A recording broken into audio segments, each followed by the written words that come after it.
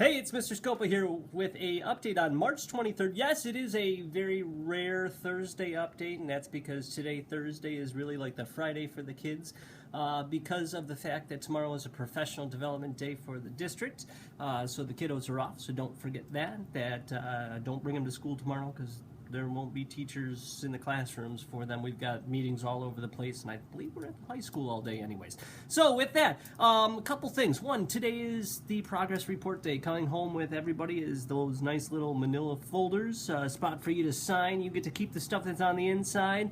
There's the report card on top, which is a 2-page document. Then below that is the data document that talks about where they are on the different testing that we do for like the reading comprehension and math comprehension and reading fluency and where they are on the AR book challenge and the range of their lexiles. There's some stuff on there about Mayan.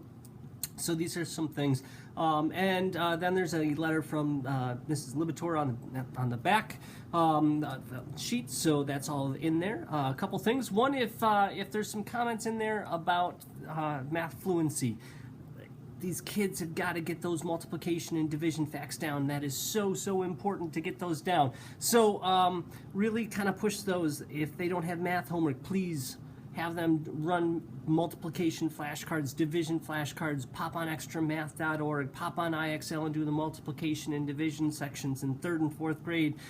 Use any app that goes through and practices that math fluency because that's so important.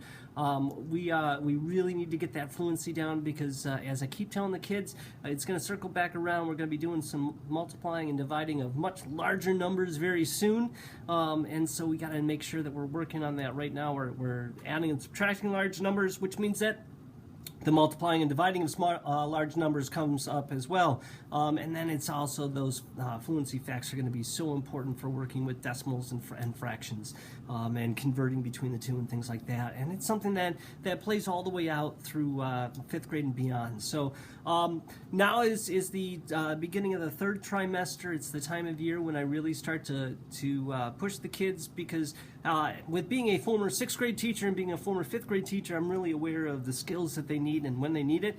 So now is the time when I really start to push for them to start to exhibit those some of those starter skills that they need for entering 5th grade.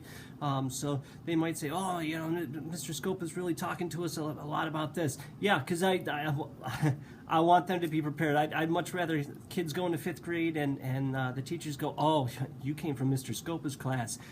That's why you're ready to go, rather than, oh, you're from Mr. Scoppa's class.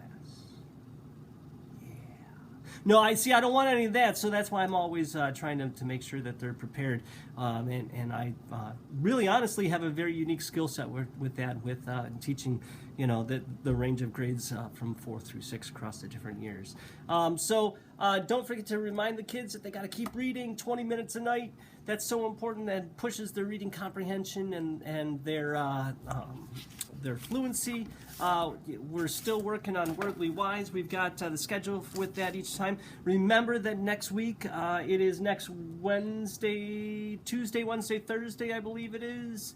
Looking at the calendar from across the room. Yes, Tuesday, Wednesday, Thursday is the New York State ELA assessment. That's a 3-day test. The sections are untimed. It's some reading comprehension, and it's some multiple choice, and it's some writing and things like that.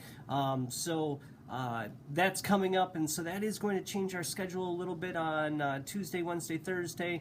Please make sure that if you're dropping off kiddos that they are here on time. It is so important because once the testing starts, if they come in, then they got to go to an alternate location and things like that. So just try and make sure that they're here on time, and good night's sleeps and breakfasts and things like that. And if you have any questions, please let me know. And with that, I hope you have a good long weekend, and we'll see you all next week.